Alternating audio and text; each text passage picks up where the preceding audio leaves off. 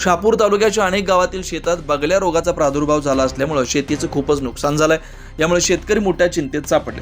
भात व भाजीपाला या पिकांवर रोगाचा परिणाम झाल्याचं शेतकऱ्यांचं म्हणणं आहे। शेतकऱ्यांच्या या समस्येकडे कृषी विभागानं गांभीर्याने लक्ष देऊन त्वरित उपाययोजना कराव्यात अशी मागणी होती। तालुक्यातील किनवली परिसरातील चरीव, अदिवली, आष्टे, बेडीसगाव, सोगाव, खरिवली तसेच डोळखांब भागातील अनेक गावातील शेतात बगल्या रोगाच्या प्रादुर्भावानं पिकांची पानं पिवळी पडणं, वाढ खुंटणं याचा लक्षणं दिसून येत आहे। उत्पादनात घट होण्याची शक्यता असल्याने शेतकरी हातात झालेत। काही शेतकऱ्यांनी आधीच कीटकनाशक फवारणी केली असली तरी त्याचा फारसा परिणाम दिसत नसल्याचं शेतकऱ्यांचं म्हणणं आहे। बगल्या रोगावर नियंत्रण आणण्यासाठी कृषी विभागाकडून तात्काळ मार्गदर्शन आणि औषधोपचार मिळाले पाहिजेत, अन्यथा पिकांचं मोठ्या प्रमाणात नुकसान होण्याची शक्यता शेतकरी व्यक्त करतात। दरम्यान सध्याचं हवामान सदर बगल्या रोगासाठी पोषक असल्यानं अनेक ठिकाणी त्याचा प्रादुर्भाव दिसून येतोय।